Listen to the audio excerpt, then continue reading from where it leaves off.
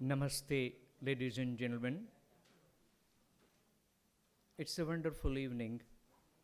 And Ahmedabad Management Association is very much delighted to have Shri M amongst us. How about putting your hands together and welcoming him?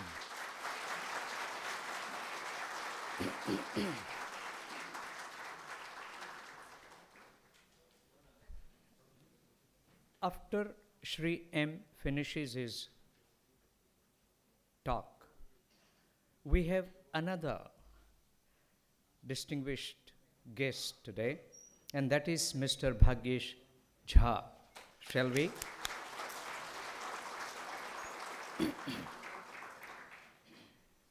Ahmedabad Management Association, ladies and gentlemen, organizes such programs off and on.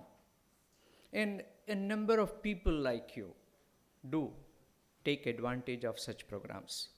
And today, we have welcomed Sri M, we have welcomed Bhagyesh Bhai, and also Ahmedabad Management Association welcomes you all.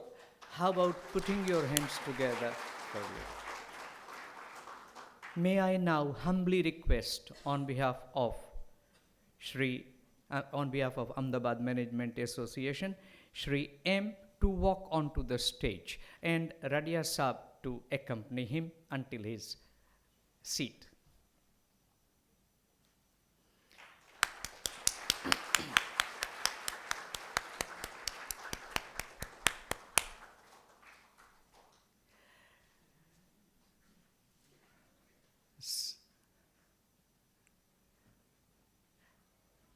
And here is a bouquet for Shri M.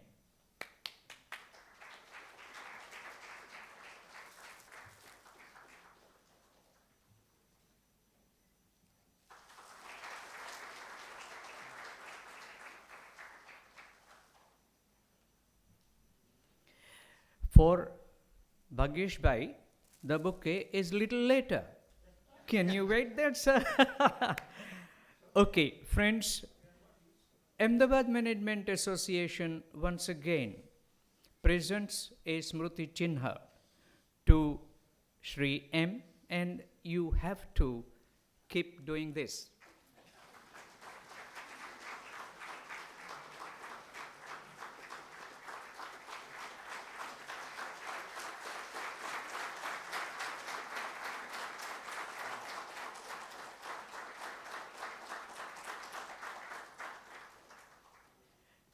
Well, I'm off now.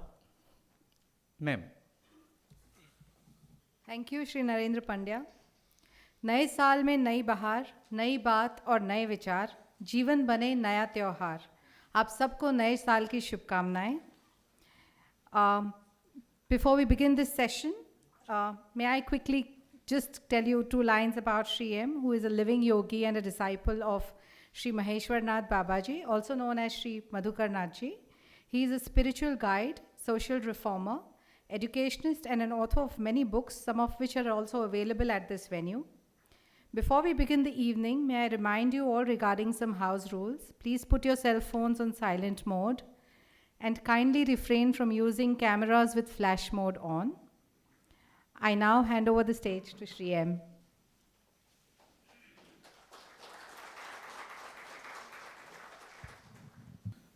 Om Akhanda Mandalakaram Vyaptam Yena Characharam Tatpadam Darshidam Yena Tasmai Shri Guruve Namaha Ajnanatimirandasya Jnananjanam Shalakaya Chakshurumilitam Yena Tasmai Shri Guruve Namaha Guru Brahma, Guru Vishnu, Guru Devo Maheshwarat Guru Sakshat Parabrahm Tasmai Shri Guruve Namaha. Thank you for inviting me here. And thank you, all of you, for being here. Since we are in the Management Institute, and I think Management Institute is associated with the mind and the brain and management and things like that. So I would like to discuss today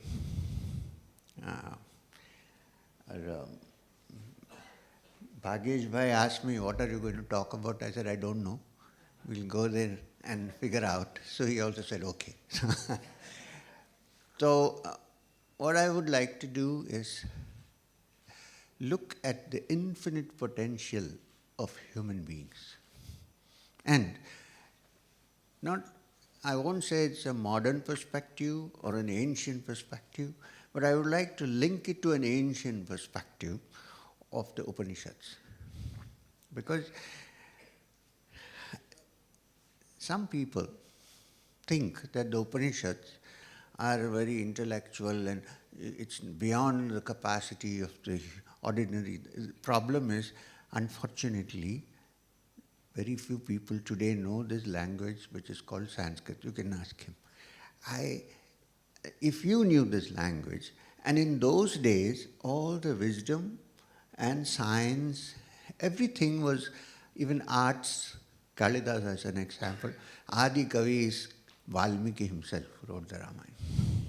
If you look, you'll find all was then written in Sanskrit, or may not have been written, even taught in Sanskrit, spoken in Sanskrit.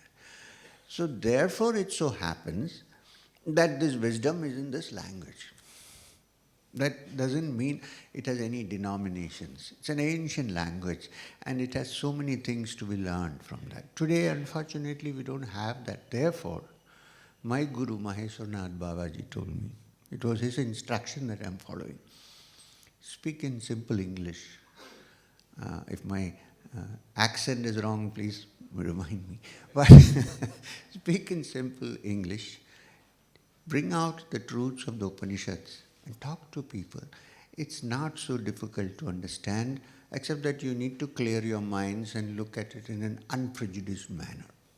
And look at it as a straightforward conversation and not anything very complicated. Upanishad is not complicated. Let me put it this way. Although there have been attempts to make it look very complicated many times.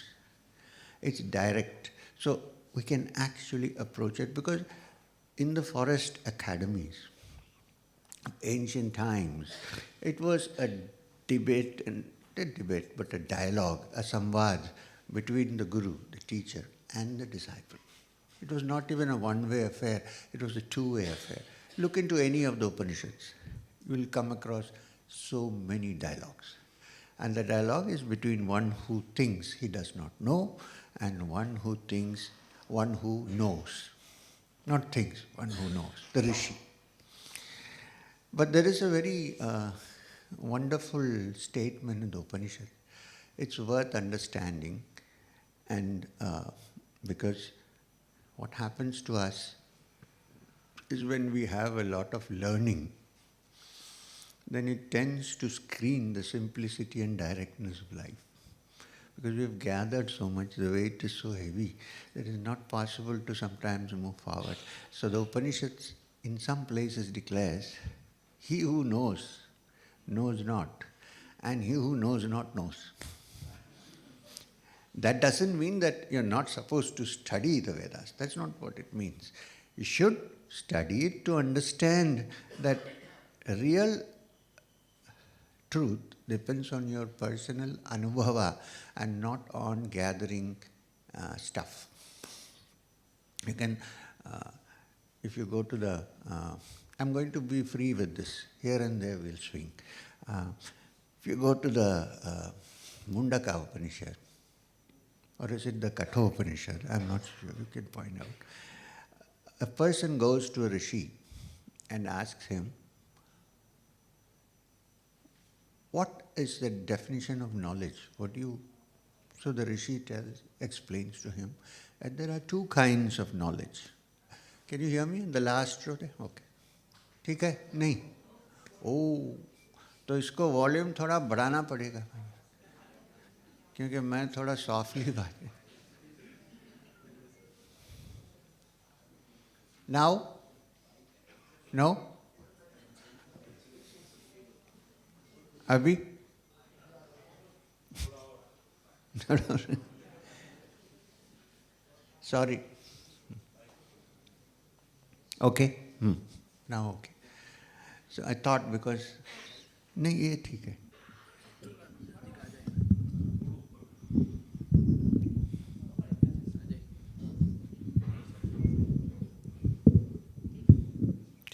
Amity. Thank you. Dhanyavad. So, the student approaches the teacher and asks him about knowledge. And the Rishi, who is the teacher, he says, there are two kinds of knowledge. One is lower knowledge. He calls it aparavidya.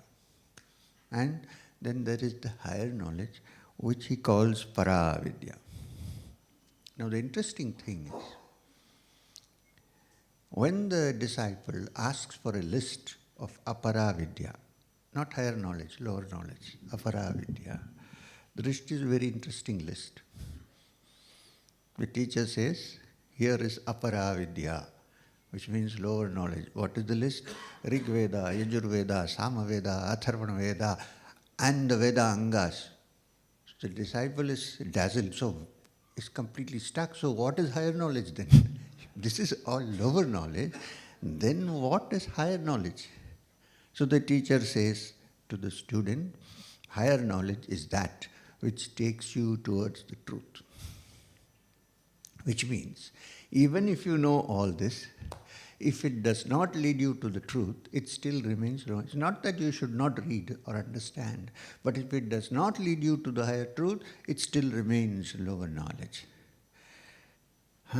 And discussing further on about how people who have aparavidya only, which means those who consider themselves great scholars but do not have inner experience of the Atmik Anubhava, when such people set themselves up as teachers, as gurus, I won't use the word guru, sorry, teachers, then Babaji used to tell me that in Kali Yuga there are more gurus than students.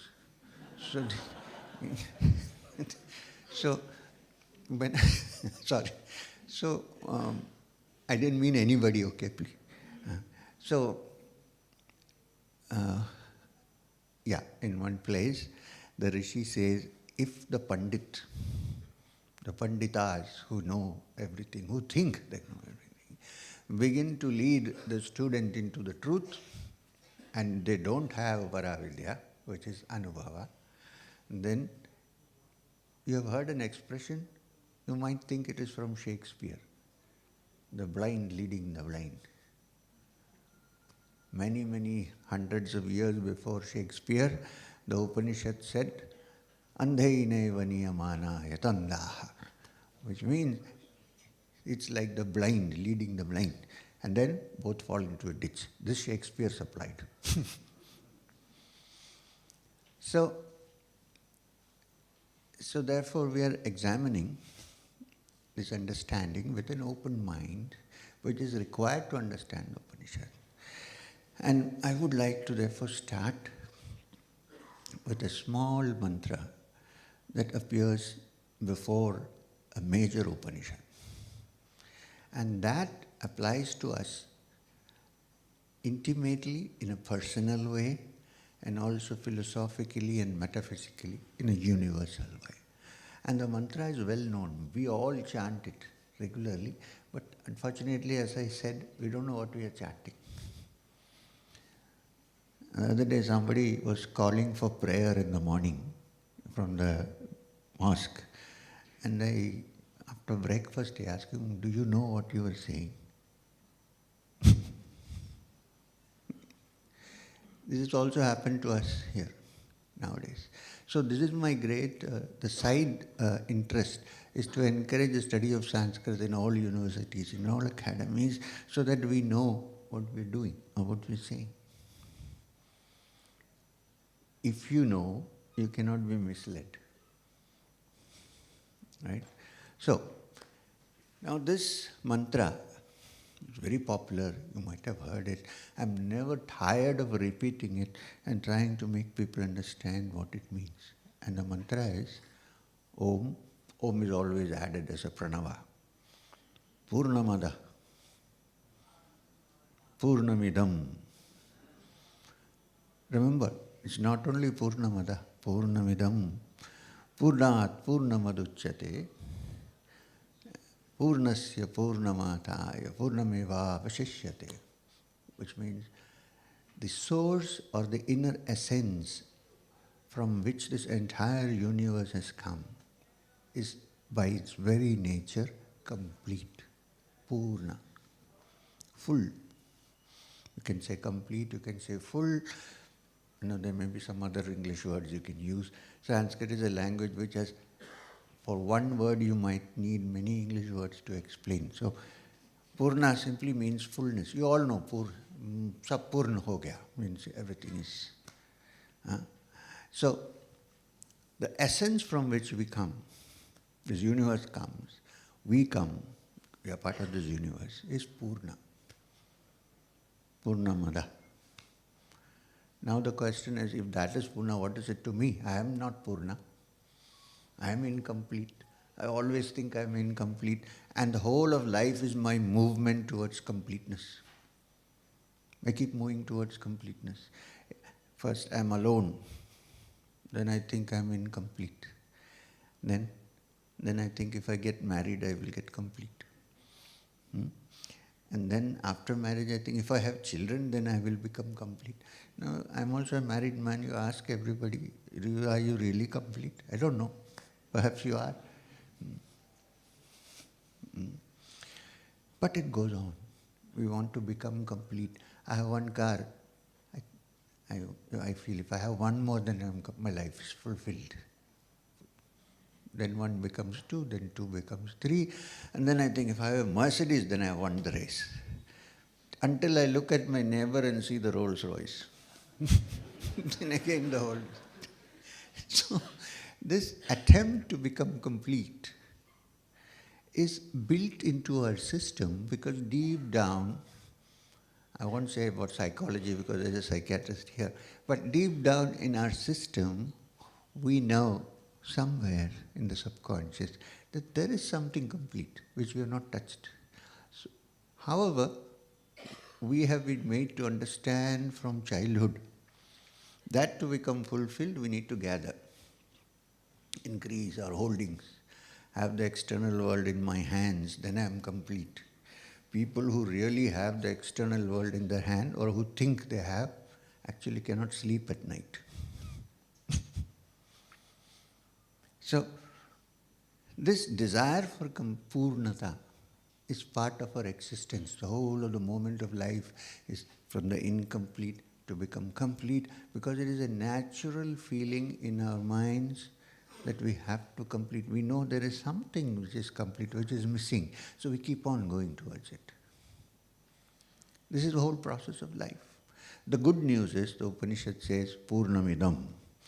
This is also complete. But I say, no, it is not complete, I am incomplete, I am trying to become complete. Then the Upanishads turn within and look. Inside you is the completeness, not outside. Outside, however much you gather, we know the story. Finally, when we rest, finally, what completeness is there? I mean, in the church, in the graveyard, they write R.I.P., rest in peace. We don't know if there is peace or not. We're not even aware. But that's the only time we rest in peace, perhaps. And Maheshwarnath Babaji, my guru, used to tell me that R.I.P., it also means rise if possible. R.I.P. Till then we were up and going, we were finished. Now we cannot rise up. So, this desire for completeness is actually the subconscious desire to reach our origin, which is Purna. When that is done, through internalizing our understanding and observing within, we reach the understanding that inside us is also that Purnata, fulfillment. The Vedanta calls it Satchidananda, the supreme reality, which is Sat Chitana. We'll explain that later. So, this is the whole process. Then the next two slokas say, Purnasya Purnamathaya. That means this Purna, which we think is not Purna, its source, it has come from that Purna. But even though it has come from there, Purnameva, that doesn't become incomplete. The nearest physical science, physical explanation you can give is what Einstein found out, which means energy is always constant. It can neither be created nor destroyed. It doesn't become less or more, it can only change from one frequency to another. The Upanishad said that Purnameva avashishyate, even though this has come from that, that remains always full. Now that is hope, because normally when something is taken from something, that becomes reduced.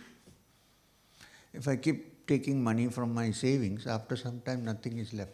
But this is an eternal savings. It's always there as Purna.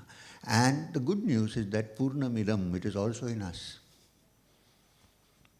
When Swami Vivekananda was asked, what is the essence of Vedanta? He said, every soul is potentially divine. Every soul. And to manifest this divinity, either through karma, through work, or through devotion, bhakti, or through jnana, wisdom, or through yoga, dhyana. This is the whole essence of Vedanta. I said everything else is fancy trimmings.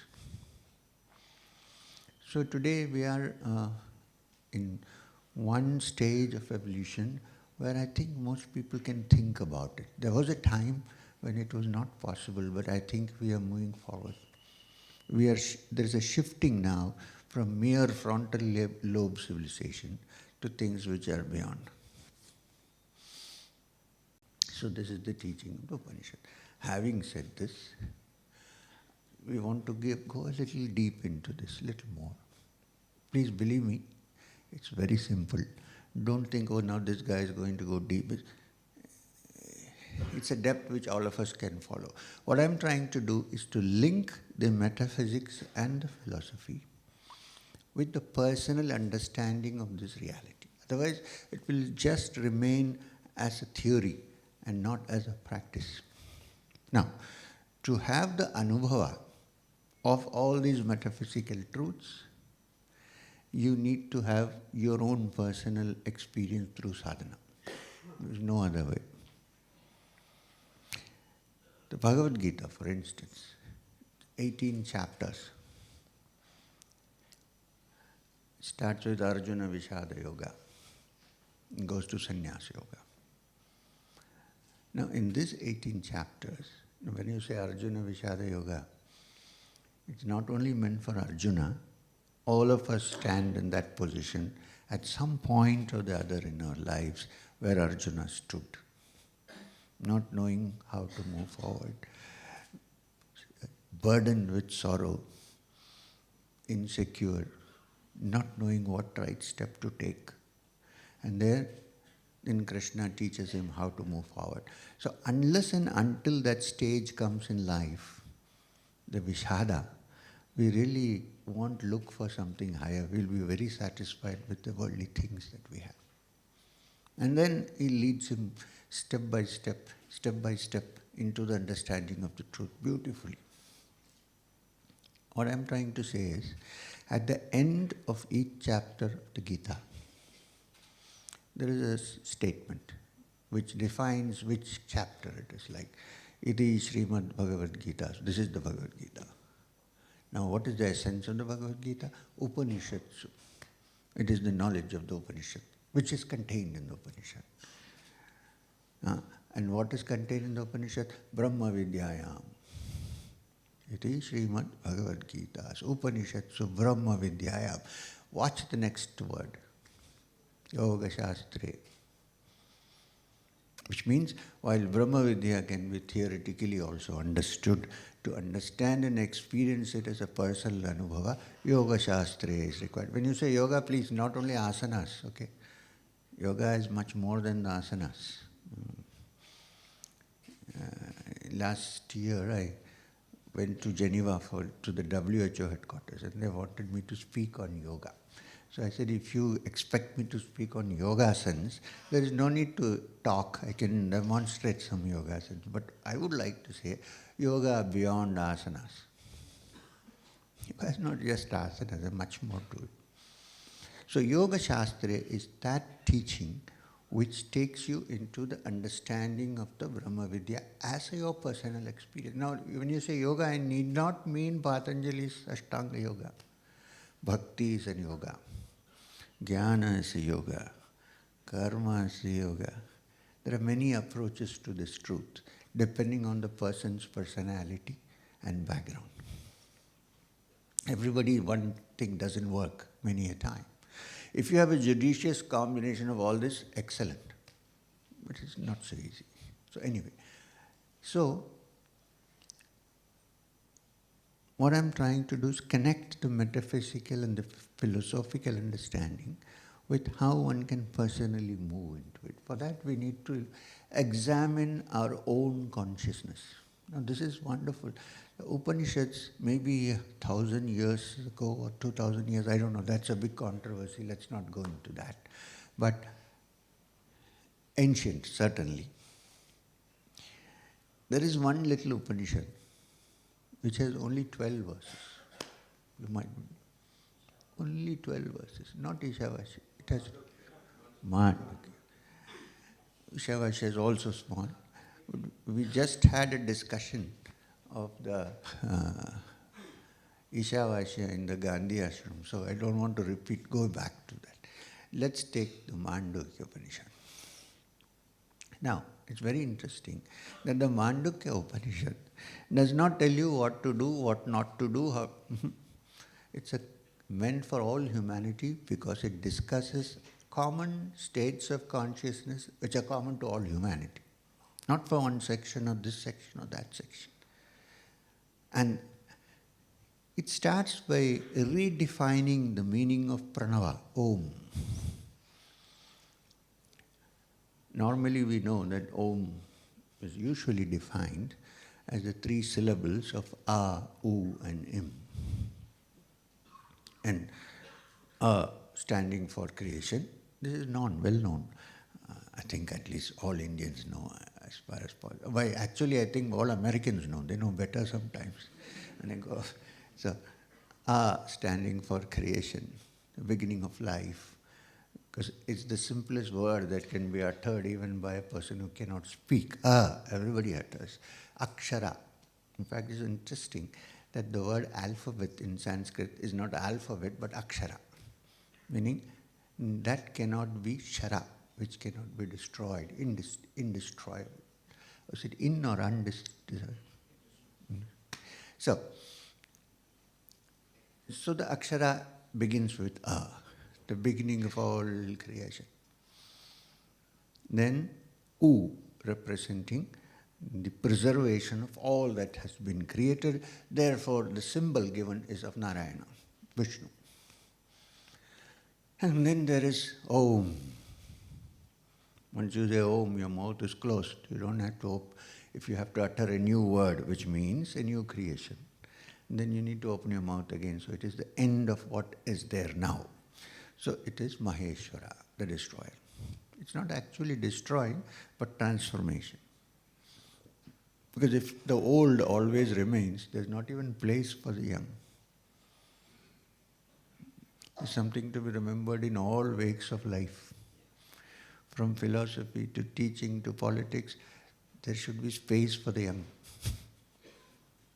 The old has to move at some point.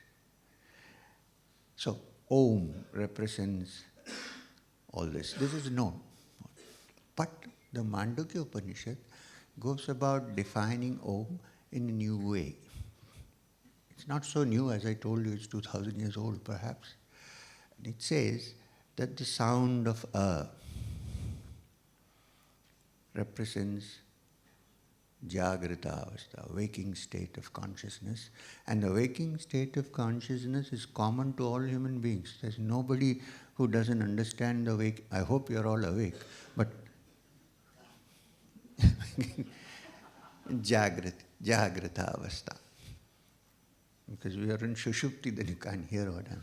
So Jagrata is waking state of consciousness common to all human beings, male or female, white or black, this race or that race, we all at some point stay awake. This is represented in the Mandukya as the sound Ah. And who represents the dream state, Swapnavastha. It's also called Tejasa in the Upanishad, because when you dream, your eyes are closed, everything is dark, but you see in the entire dream like you're saying dear light. So there is an inner light out there. It is Tejasa by itself. Its quality itself is Tejas. This is the Swapnavastha, which again is common to all of us. You know that. We dream at night. We also daydream. There are two kinds of dreams, which is common to all of us. Okay.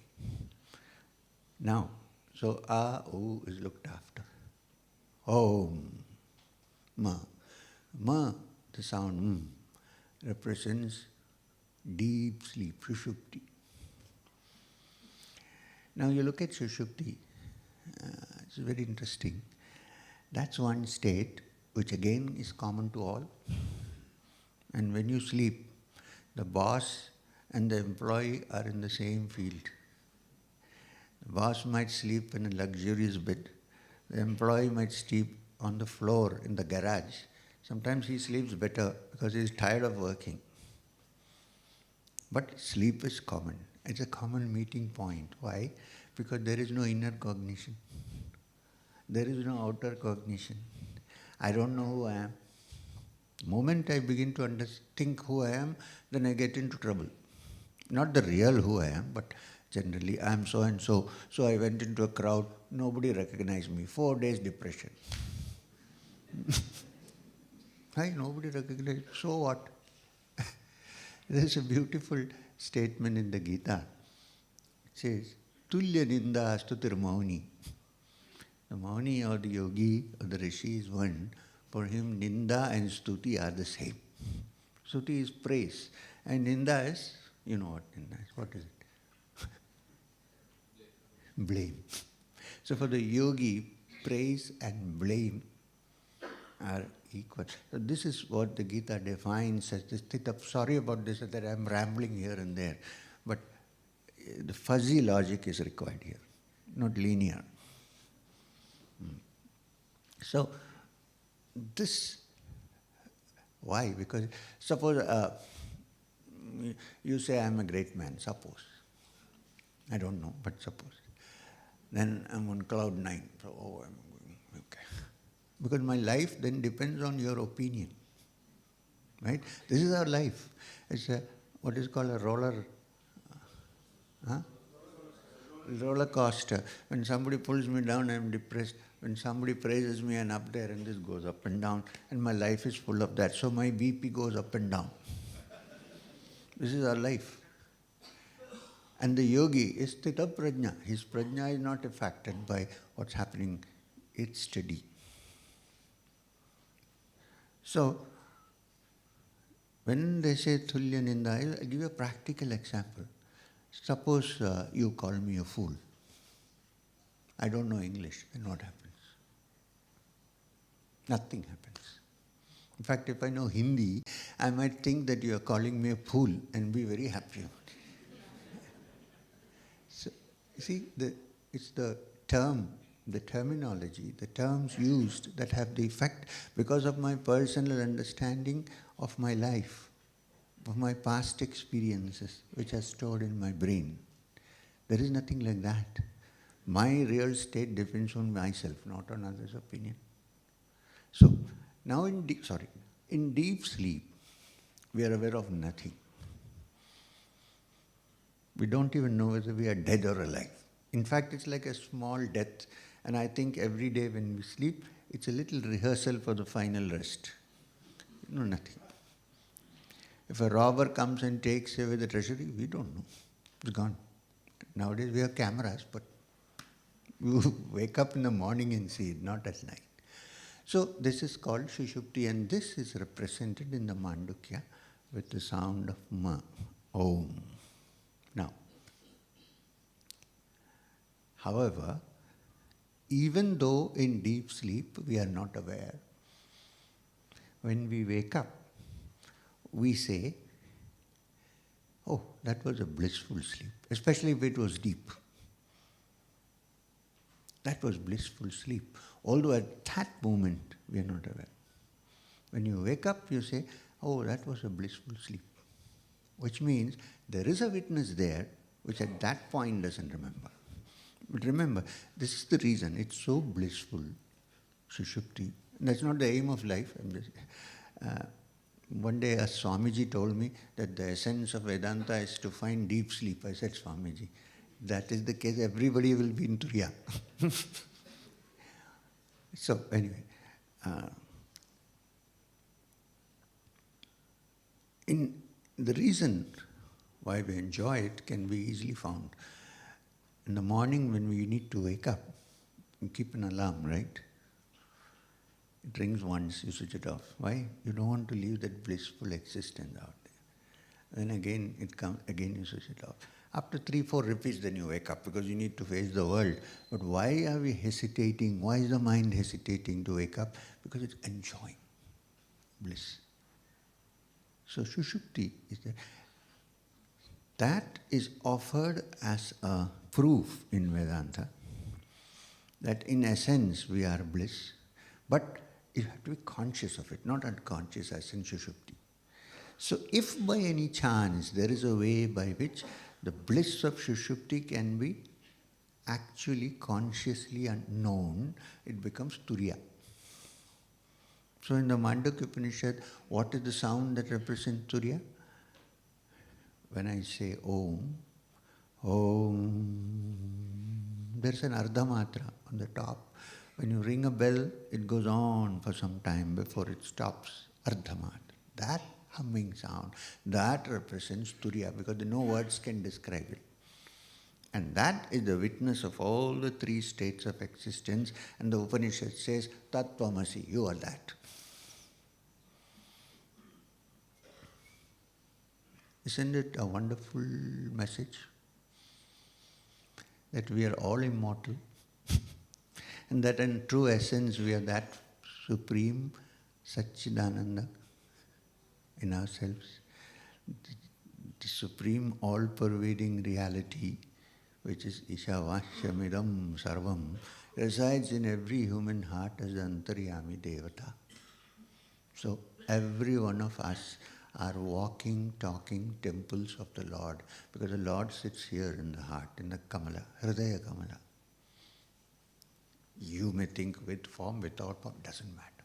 But there is divinity, and that divinity is in essence the Turiya or the pure consciousness, which is unaffected, but it enjoys everything through the different states and doesn't fall into it.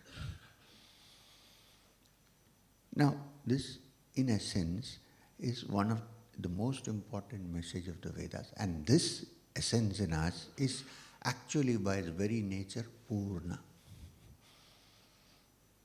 And that Purnata is what we are trying to achieve in the outside world.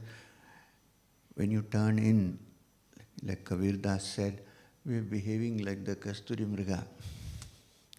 You know, in the Himalayas, upper Himalayas, there is a kind of deer called the Kasturi deer, the musk deer.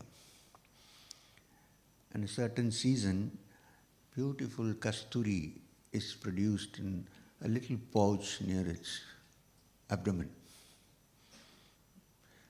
The fragrance comes into the air, wafts in the air. And the poor deer, you can say D-E-A-R or D-E-E-R, the poor deer, looking for this fragrance, the source of this fragrance, goes from bush to bush, pushing its snout into thorny bushes and bleeds, not knowing that this is coming from my belly. The Upanishad says, this is the problem with man. Kabir Das said that the fragrance is here and you're looking for it there. There is this beautiful Purusha Sukta in the Rishi, in the Rig Veda. Sahasra, Shirsha, Purusha, Sahasraksha, Sahasrapada. Sabhruvim vishvato vritva atyathishtita dashangulam. Great yogis have interpreted this as that supreme, all-pervading being. Now, when you say sahasra in Sanskrit, it does not necessarily mean 1,000. It means countless. It's a metaphor. 1,000 eyes means everywhere. Every eye that looks at me is part of that Purusha. Now, and this eye is also part of Purusha. Thousands of eyes. Sahasra, Shirsha, Purusha, Sahasraksha, Sahasrapad. Wherever you go, the legs are there. The feet are there.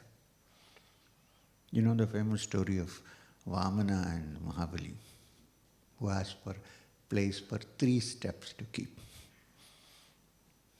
And finally ended up placing the 3rd step on Mahabali's head, which means all-pervading.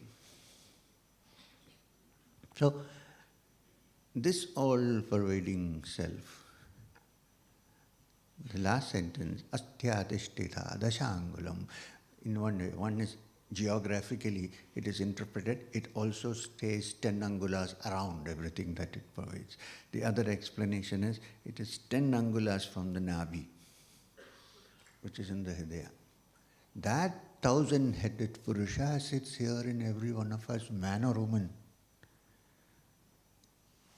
Ladies and gentlemen, or like Indigo Airlines says, boys and girls, in everybody's heart, it sits as the supreme reality. Now the whole process of sadhana is how to make the mind tranquil and clear so that this reflects without a disturbance. When this reflection is seen, there are 2 schools. Some say it is the reality, some say it's the reflection. Let's not go into that. Because there is Advaita, there is Vishishta Advaita, there is Dvaita of Madhva. So there are different various angles of looking at it. But the fact is the divinity, yes, is there, sitting. So the whole understanding of the Upanishad is how to touch that reality. And coming to the practical aspect, a great Upanishad, the one Mundaka says, use your mind as the arrow. Target the Brahman, the Supreme Brahman. Use Om, the Pranava, as the bow. Aim and shoot. And you hit the target. So the chanting of the Pranava is a very important sadhana. And the Pranava can be chanted by Advaitins, Vishishtadvaitins, Dvaitins, anybody can chant. So the Pranava again represents the essence of 3 states of consciousness and the essence of Turiya. In this context, it is said that the great sage Yajnavalkya, who was the guru of Janaka, the king of Videha, was considered Rajarishi. We know that story. Vyasa sent Sukadeva to get instructions from Janaka. Sukadeva says, why would I go to a king to get? I am your son. From childhood he has been chanting Narayana, Narayana, and in ecstasy. He says, but you need to learn. So, when he goes there, Janaka, the king, says, if I need to accept you, you have to do something for me. He said, what should I do? Go around Videha, see all the sights. Come back and report to me verbatim what's happening. Don't miss anything. However, take this katori, it's full of oil to the brim. Keep it on your head and go. Come back and tell me all that is happening. Condition, don't spill a drop of oil.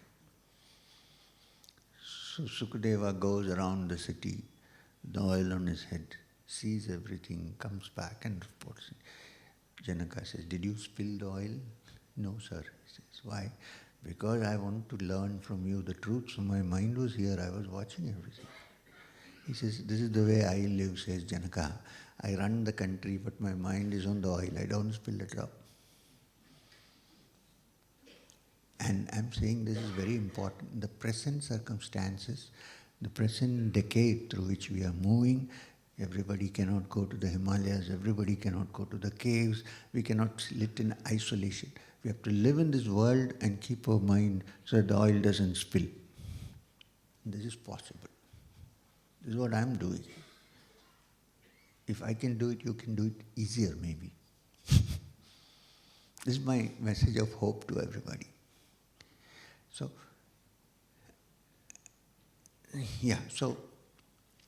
once the great Rishi Yajnavalkya, who is the guru of Janaka, goes to him. Janaka had gone to sleep and he dreamt that he was a beggar. And in the dream he was hungry, his clothes were torn, he had no place to sleep, he was suffering. And then he woke up. When he woke up, he found that he was in a luxurious bedroom, in the king's bedroom. This set Janaka thinking, what if the dream had lasted for a longer time? Would I have been a beggar forever?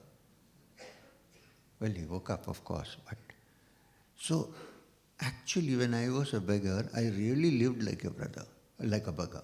I was hungry, my clothes were torn. Now I think I'm a king. So which is the real thing? Am I a beggar? Am I a king? Tell me. So Yajnavalkya then explains to him what we discussed just now about the Mandukya. He doesn't say Mandukya, but he discusses the same thing. He says, Janaka, the witness who was passing through all these states, that is the reality. Others are relatively real and therefore not absolutely real. They are relatively real. Like in the dream, if I am being chased by a tiger, it's very real. I can't say now this is a dream. Even when I wake up, it's so real that I turn to see if there's a tiger there. And my heart is palpitating. The effect is there in my body. Now I say it's a dream because I have woken up. In the dream, I cannot say it's a dream. So, some great sages, Ramana Maharshi said, what if you wake up suddenly in this state which you call waking and say, oh, what a long dream. You won't believe it now because in the dream nobody believes it's a dream. It's a reality.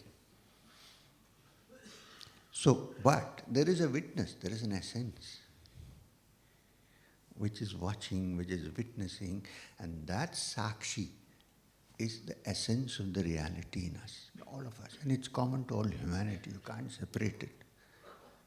This is I think, the essence of the teachings of the Upanishads. Now, the practical aspect is sadhana. It's very interesting that even in Vedanta, the terms which are used like gunas, etc., sattva, raja, they're all borrowed from Sankhya of Kapila. And yoga darshana comes from Sankhya in many ways, although it is separately given a place as a darshana, yoga darshana. And among these, in the yoga darshana, one of the most important are the Yoga Sutras of Patanjali. Now, don't think that the Yoga Sutras of Patanjali merely deal with asana, pranayam. It's in depth because the first chapter is on the study of consciousness. Samadhipada. Then only comes the sadhanapada. First is the samadhipada. It's a discussion, deep discussion of the different states of consciousness and how to penetrate the layers and go to that state which Patanjali calls Chitta Vritti Nirodha. When you say Chitta Vritti Nirodha, which means not to become unconscious or thoughtless. If you have to become thoughtless, you don't have to do any yoga. You just need to hit somebody's head with a crowbar. Finished, you're thoughtless, unconscious. We're looking at the essence of consciousness, not thoughtlessness. Ordinary thoughts, yes, out. So, when you say Chitta Vritti Nirodha, which means clearing the mind of all distractions that take you out and get you caught in this cycle of imagination and distraction. If that can be stilled, there is still awareness, mind you. That awareness is the tarmac to take off to the higher levels. It's the beginning, it's not the end. In this context, I would like to give you an example connecting the metaphysics of the Upanishad, which says that one touches the Purna, then there is no more desire left, because the Purnata is understood to be yourself. I'll give you an example. Suppose, practical example. Suppose I desire something. Let's use a non-controversial object, like I desire a car, let's say. Now there are so many in the product, it's difficult to find out which, but anyway, I have looked at all the booklets and pamphlets and decided this is my car, I want to buy it. I don't have money, I work very hard, I borrow. In fact, we have this beg, borrow and steal. And finally, I fulfill this desire of having this car. It's in my garage. Number plate has not yet come, but it's in my garage.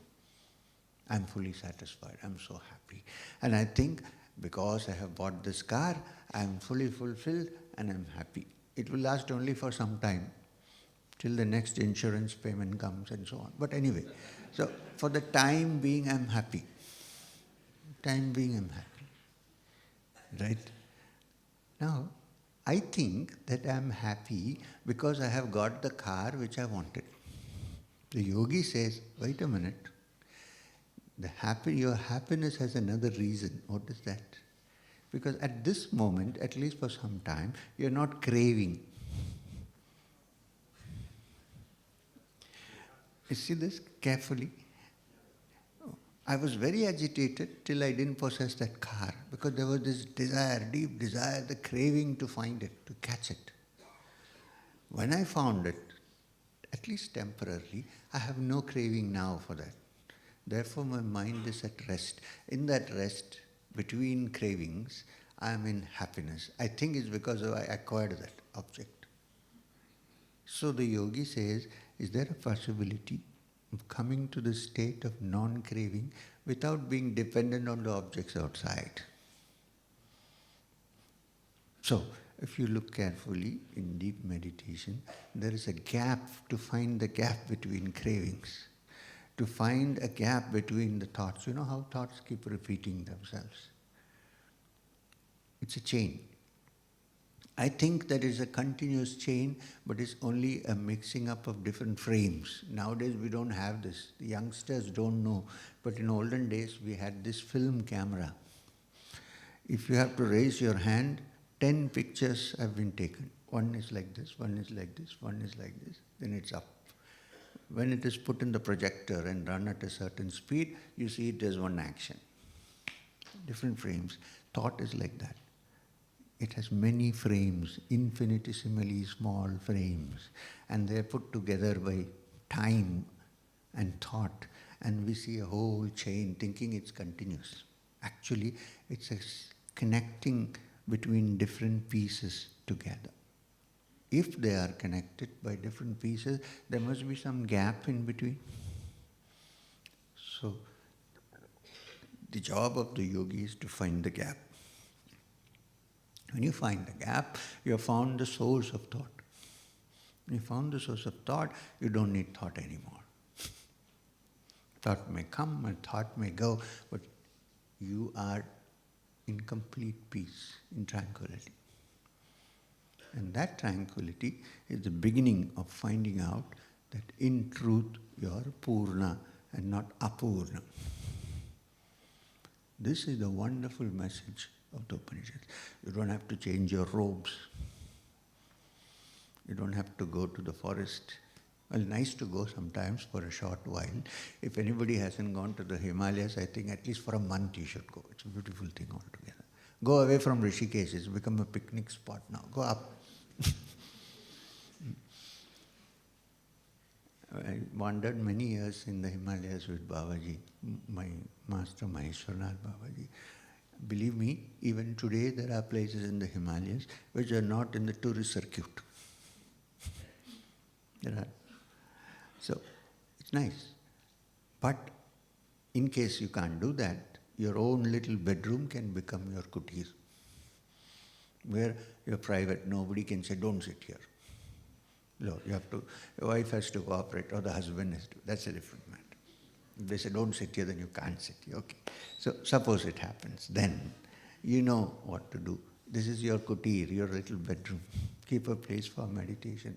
Sit down and do your sadhana in whichever way it appeals to you. If you're a person of the heart, it may be bhakti that appeals to you. If you are an intellectual, it may be the jnana marga. As long as you don't say, this is the only right approach, the other guy is wrong, then you're okay. 1,000 years ago, the Rig Veda said, Ekam Sat Vipra Bahuda Vedanti. There is one truth, but the wise men may call it by different names, different approaches. All the rivers flow into that ocean of the Brahman. So, this, I know that Upanishads can't be taught in a 1 hour lecture or a 40 minutes lecture. I'm trying to sum it up and make it easy for people to understand. Further, do Swadhyaya. When I say Swadhyaya, remember it means Swadhyaya. You don't have to depend on anybody. Do your own Adhyaya. If you need help, ask. Because learning is not something that can be spoon-fed. It's something that has to come from inside. Swa is important for learning. So Swadhyaya. I heard recently, today I met somebody who says he has opened a library which is open 24 hours, where anyone can come at any time, especially poor students, sit down and do their own Swadhyaya. I said, it's a wonderful thing to do, because they don't have a place in their homes to sit and study. So, now last, I want to say something before it's 7 o'clock. You know, these things after an hour, it doesn't digest. Already some people are thinking if the car parked is still there or not. Anyway, so the mind wanders. So last, but not the least, I want to say something before we have a dialogue, if there is time for that.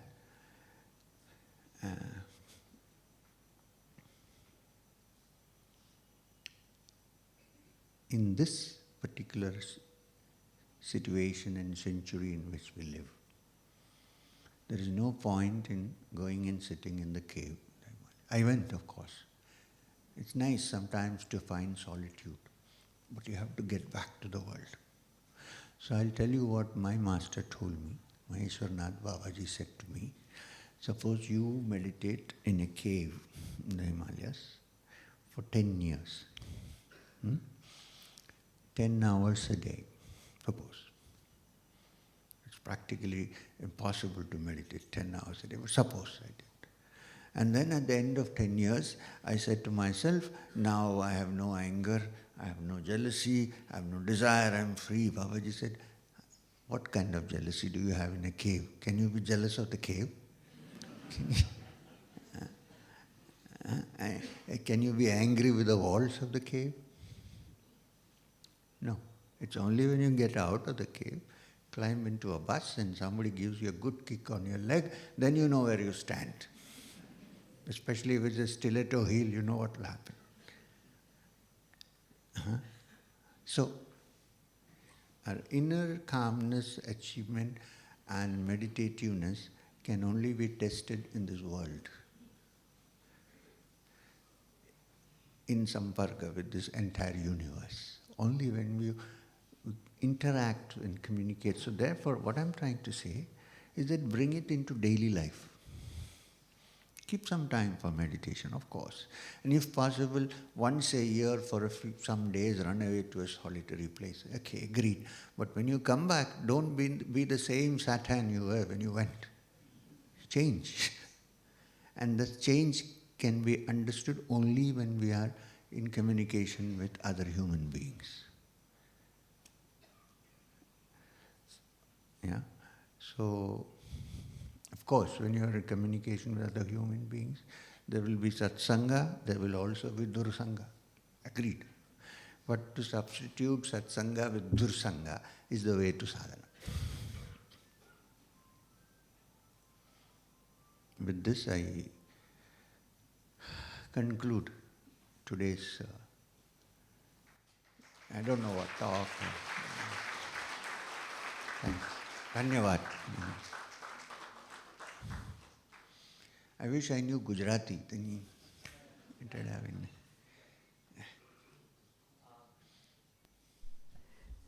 Friends, after having an inspiring discourse from His Holiness Sri M, it is now the time to invite Sri Jha Sahib and have kind of a question-answer session between them. Sir, how about walking up from there?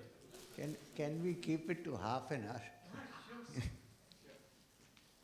You know what you have to do. He knows.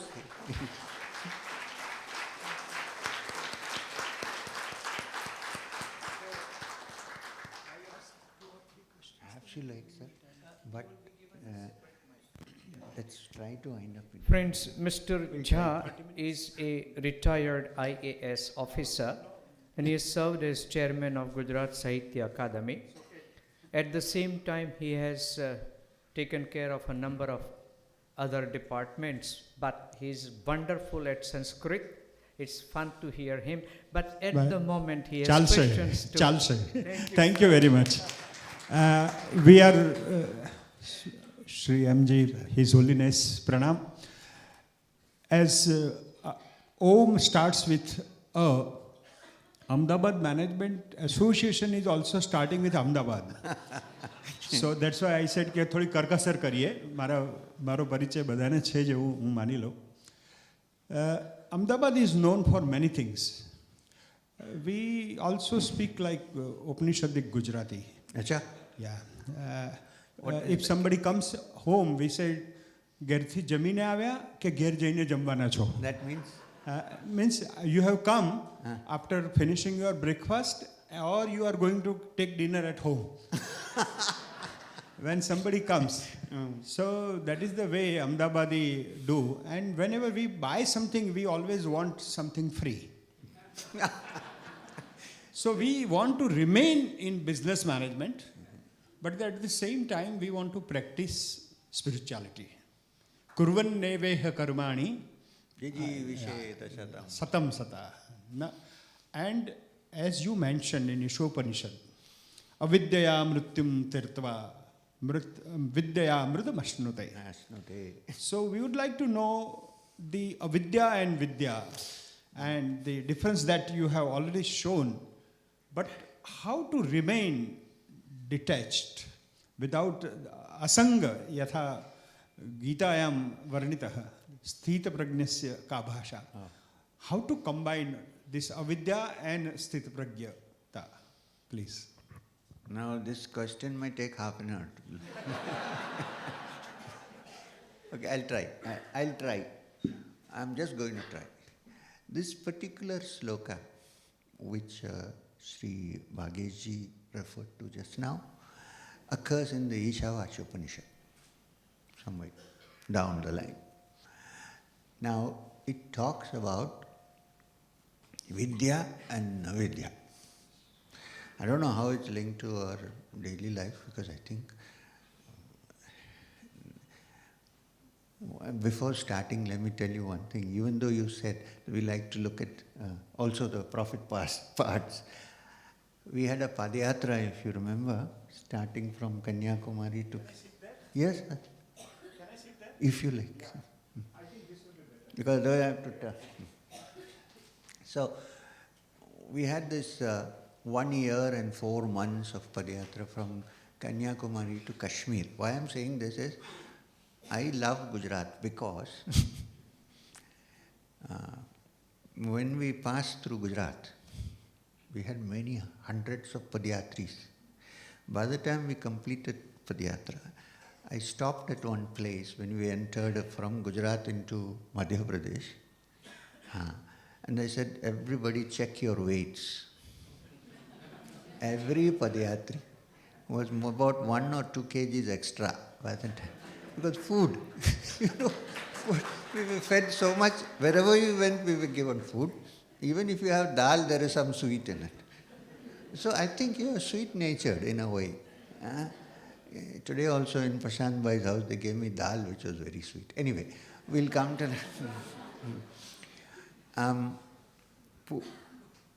The sloka referred to, I will tell you in English, the sloka. It means, he who worships ignorance, avidya, enters into darkness. This is the first statement. Andham tama pravishanti ye avidyayam upasate. This is the first sentence. Now that we all understand, we think we understand. We say, oh yeah, we are not ignorant. Those who worship ignorance, avidya, enter into darkness. Understood. The next sloka drops a bombshell. It says, he who worships knowledge enters into greater darkness. वो कौन सा श्लोक है? Next.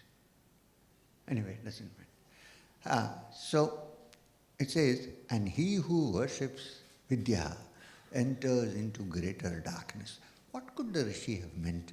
It cannot be just a juggling of words. There must be something in it. So let's look at knowledge per se and see why they say this. They're not talking about wisdom and anubhava. They're talking only about knowledge, which we discussed some time back. When the Upanishad says, he who knows, knows not.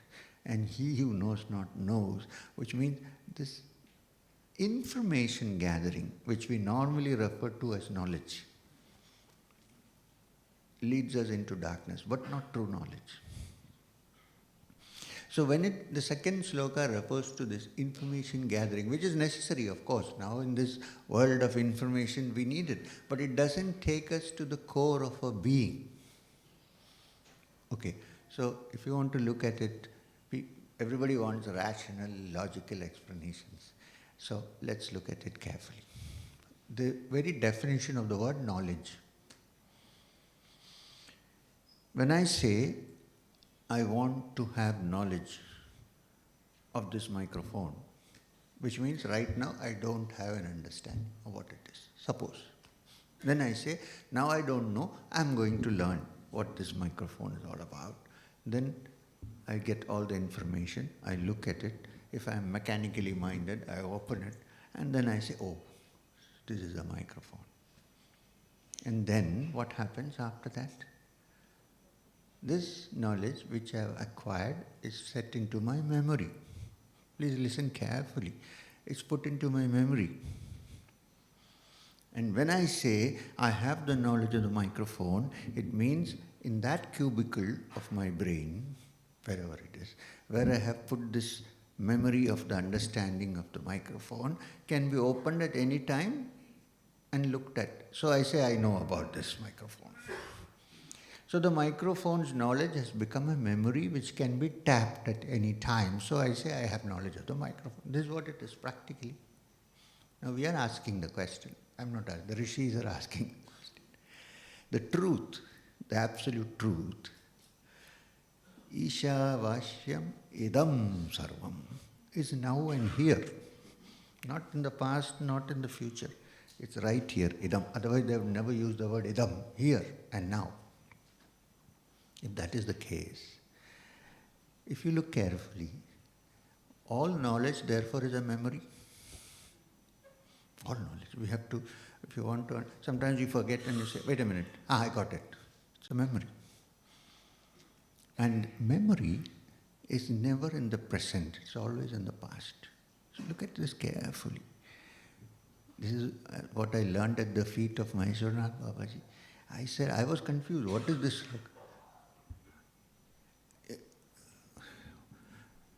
All knowledge is a memory. When I say I have full knowledge of something, I'm able to tap it nicely. That's what I mean. If all knowledge is memory, all memory is the past. There is no present memory. You don't need a present memory. Even if I have to remember about you, sir, at the present I don't need it, but I have to keep it for the future or for the past, and then take it out whenever I want. So all memory being the past, and therefore all knowledge being in memory, and therefore in the past, it cannot be the truth which is now.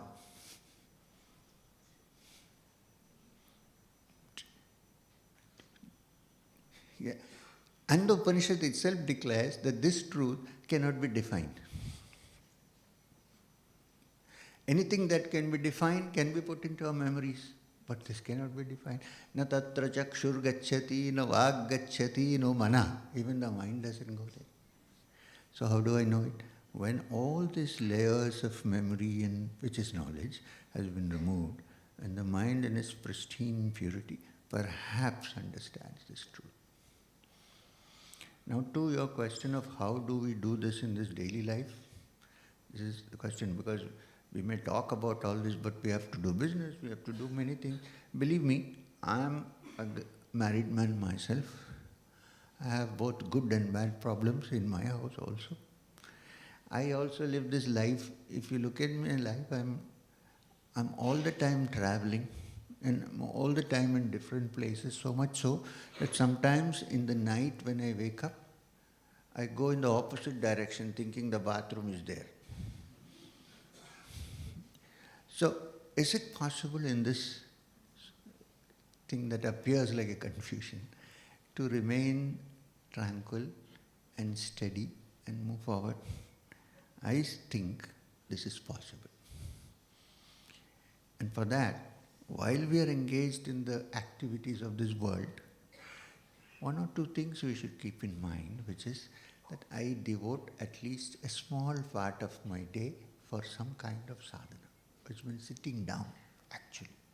In the beginning it is required. There may be yogis who don't require that in the advanced stages. While they're doing everything, it's still going on. It's called sahaja.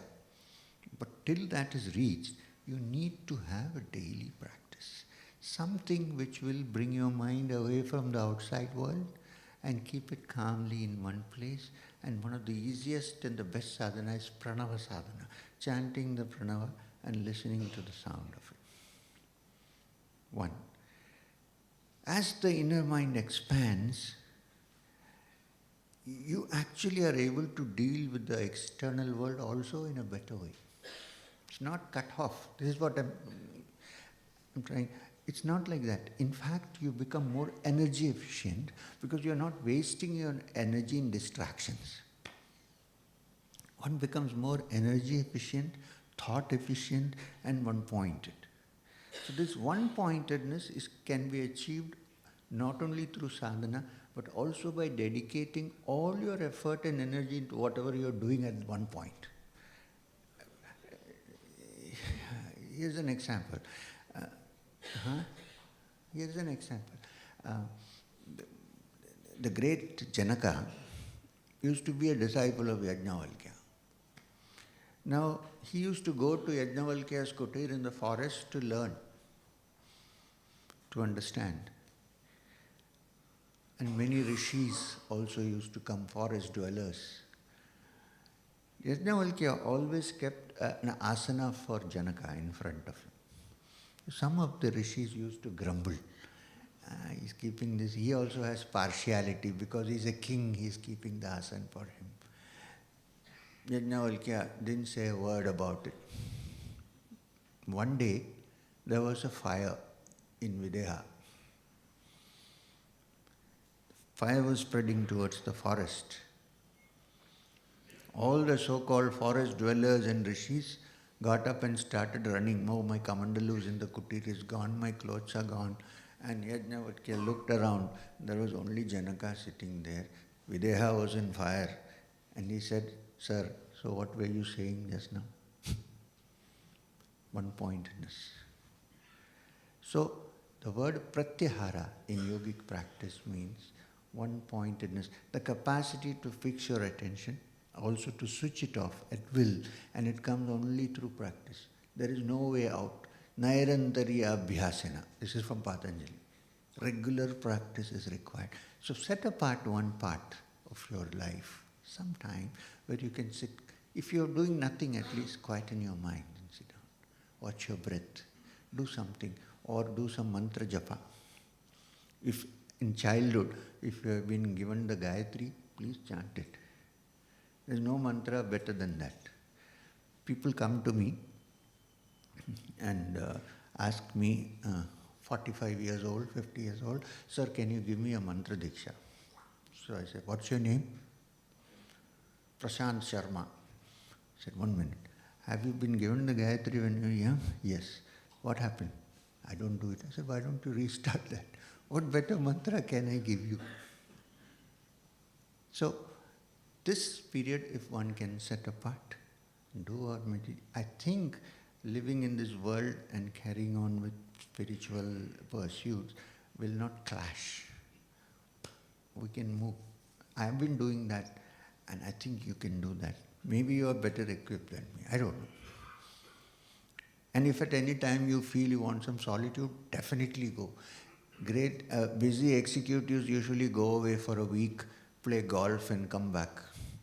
Why? Because they want to keep the mind. If anybody is playing golf here, believe me, it's a good game. I also run away sometimes. Out. So, 18 holes are there in a big golf links. There are 18 adhyayas in the Bhagavad Gita. You start with one and you complete. You can't hit the ball if you simply use force. You need attention, one point, complete coordination. Now this can be practiced in daily life. That's what I believe. Thank you, sir. I think you have touched Kathopanishad partially. Shreyascha Preyascha. If we want to take it, Shreya and prayer, how consciously we can do in our daily life, I think that will be helpful, because in recent times, 2 books I would like to refer. One is Satya Nadella has recently wrote a book called Hit Afresh, and second is by Francis Fukuyama, which is about the identity. Okay. I think Satchidanand is also searching identity, and the whole world is in the grip of identity. As such, if you see, from CAA to everyone, Right. it's an identity crisis. Absolutely. So, Koham to Shreya and prayer, how to relate that? So, as a good question, I don't know how long, anyway. Now, what he said about Shreyas and prayers is higher knowledge, lower knowledge and higher knowledge. This is about it. Now, higher knowledge, the higher attribute is considered to be that which is good but which may not always be enjoyable at the moment. And the other may not be good but enjoyable. So in this life, one has to sometimes choose in a situation. If something is good and it's not enjoyable, we might have to give up that enjoyment for some time because it is good. Because the ultimate essence, that goodness is the greatest of enjoyment, which is where we come to Satchidananda. When you say Satchidananda, this, as you said, the identity crisis is nothing new. It's been there for 2000 years. The great Kena Upanishad begins with this identity crisis. Kene shidam patati prasidam mana. Who is it? Who are you? When people get angry, they say, who do you think you are? Yeah? The identity crisis. So the Upanishad also starts with that. Who are you? What is your true essence? And the Upanishad declares that you are actually the essence which is called Satchidananda, in your true essence. Of course, in this life, we cannot filter in entire Satchidananda. But when you at least have awareness that this is my true nature, then that goodness then filters through our actions. And we don't look only for pleasure. Don't think that pleasure is the same as happiness. Pleasure may actually take you away from happiness many a time. It's temporary. Goodness is permanent. So when you choose in this life, choose goodness over pleasure. Yeah, little pleasures of life, if you enjoy your ice cream, it is all right. But what I mean to say is, when you look at life, always look, you see, sometimes our ego also gives us pleasure. I am a big man, I am so and so, it's actually so stupid, because we really are not what we think we are. We are something else. And that something else in essence is Satchidananda. You also refer to that word. Now what is this Satchidananda? 3 syllables, split them. Sat, Chit and Ananda. Now, in the Brahma Sutras, Vyasa gives a different connotation to Satchidananda. Asti Bhadi Priya. Asti, Bhadi and Priya. Asti means which is, as, which means is as against that which we think is but is not. Plato said this beautifully when he said there are 2 things. One is, I-S, capital, and is never becoming. The other is not, but is ever becoming. So to get out of this becoming and remain with what is, which never becomes and remains forever as it is in its true state, is being. So that being is Satchidananda. Sat meaning asato ma sadgamaya, take me from the unreal to the real, which means that which is permanent, not something which is here today and gone tomorrow. Even M is sitting here. Tomorrow, after some years, you will not see this M, gone. Rest in peace. So it can't be permanent. So there is an essence in me, of course, in you and me, which is permanent. And that essence is Sat. As against Asat, which is unreal. When you say unreal, it means that which is not there forever, which comes and goes. So the real is Sat, and that is our true essence. So every now and then remind ourselves in the middle of this diverse world that my true essence is Sat. We can do that. Keep reminding ourselves then. And this Sat is also not a padartha, but Chit, consciousness, awareness. It's not a material object. Yeah, of course, some people think that consciousness is a product of the brain. I beg to differ. When the brain becomes absolutely calm, then you see what is consciousness. It is the consciousness that operates the supercomputer called the brain. You have a supercomputer in your office. If you have no operator, it means nothing. It's a machine. Even though now we have, what is that? What intelligence? Artificial intelligence. But even artificial intelligence comes from a human being before it's set up. So that awareness, Chit, or consciousness is the essence of our being. Once in a while, when you get caught in this rush of the world, remind yourself, I am the pure consciousness, Chit. And what is the essence of Chit? The very quality of Chit is Ananda, happiness, not pleasure. Let's learn to distinguish between goodness, happiness and pleasure. Goodness and happiness are one thing. Pleasure is something that is temporary, which is asat. The sat is that which is permanent. So this Ananda, which Vyasa calls Priya. Asti, Bhati means that which is effulgent, and Priya is that which is dear to us. In the Brihadaranyaka Upanishad, the great Rishi, who is Yajnavalkya, says to Maitri, his wife, that because of which you love your child, because of which the husband loves the wife, please understand, Maitri, that is the real self, not the object. I am dear to you because of the inner being which is there and the inner being which is in me. That dearness is called Priya. That's why some people think that the heart is the easier way to understanding this than the brain. Because Priya is always in the heart. If you find 2 young people,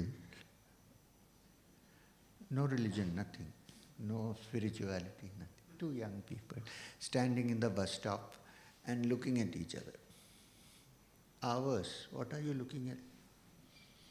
कुछ कुछ होता है. क्या होता है? Can you define it? Now, if that is so, even in ordinary so-called love, physical, can you imagine what it is in the higher levels of thought, beyond thought? That is Priya, the dearness that we feel to each other. So I personally think one should start from Priya and go towards the Asti, instead of the other way around. Because Priya is easily understood by us. Compassion, helping someone, doing good to others, this is something we can understand. As we move towards that, when I say I want to help somebody, you're not really helping anybody. Because that person is not different from you, actually, in true essence. You're helping yourself. If this thing can be inculcated in our mind, then I think you can. This is an institute of management. I think the best thing to manage would be how to bring the spiritual element in our activities, even into business. If this can be done, then we have a wonderful Indian definition of management. It's universal, of course, but it starts from India, so we can't deny that, the source. So I'm saying we should say the Bharatiya Institute of Management. Then they'll think it's part of Bharatiya Vidyabhavan. That's fine. It's only a question of terms, the inner feeling. So I think now we can. Thank you very much, sir, for the wonderful question. It really brought out things. Dhanyavad. Maharshi Arvind coined one word called divine discontent. એટલે આજે આપણે અધૂરા રહીને જઈએ છીએ. We are discontented. We Still. want more. But we will request, but before we close, I would like I'll come to... again. I'll come again. Yeah. आपने योगा की बात की तो ह्यूमरस हास्येन समापयति इति अस्माकं संस्कृतस्य विवेकः तेन कारणेन किञ्चित् हास्यकणिका अहं वदामि. एक बार क्या हुआ, there are two places in the world which speaks of Shanpan and Ganpan. Shanpan means wisdom. And Ganpan is madness. Mehsana and Uganda. So I come from Mehsana. Acha. And what happened, I was asked by Pujya Morari Bapu to speak on Ishopanishad for 1 hour. So I was contemplating on all the 18 mantras and was preparing my lecture. And while going to Mehsana, I was also looking at what can be the definition of yoga. And I was just thinking, and at that time I saw a scene where a person was standing on a buffalo. See, buffalo is the official animal of Mehsana. I know. I have been to Mehsana. So I asked my driver, let us go nearer. When I went nearer to that person, I realized that he was seeking network. And that's why he was on the buffalo. So I realized which Dr. Kurian could not contemplate, the various uses of buffalo. This Mehsana man has done to establish communication. True. Through the buffalo. ईशावास्यमिदं सर्वम यत् किंचित जगत्याम जगत. जड़ चेतन बोल अबोल सब एक होए थे, by which communication can be established. So that is what Rabindranath Tagore tells creative unity. When we are one with him, With that. we get the bliss, which is not sukh, not dukh, but anand. So sukh has a opposite word, Yes. dukh, but anand has no word, opposite word. So that's why I think we should give a very great standing ovation. We, on behalf of Ahmedabad,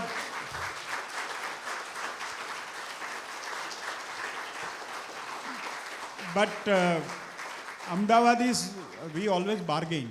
So please be on your place. Please promise us that you will come here and speak on Upanishads for 7 days or... we are very greedy people.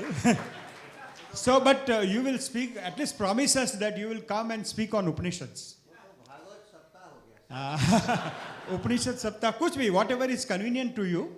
But we want his promise because Ahmedabadis, we have to bargain.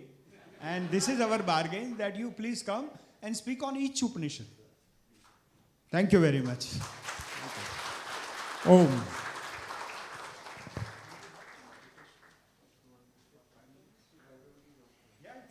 If you are all okay, if you are all agreeable, then we can have a 5 minutes meditation before we go. Because I requested him that let us have Prashanta Manaha.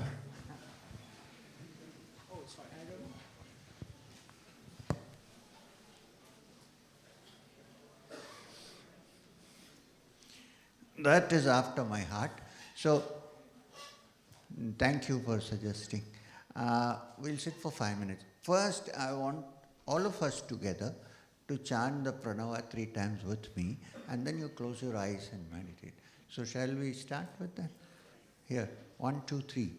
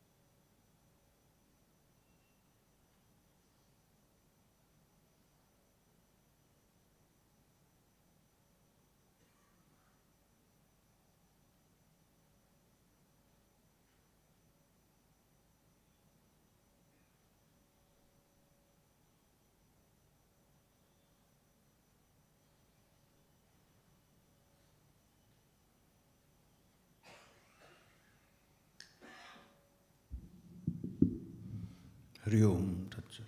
Om Shanti Shanti Shanti. Hari Om. We thank Sri M on behalf of Ahmedabad Management Association and entire people of Ahmedabad and present here. Thank you very much. Please come again. Thank you. Pranam.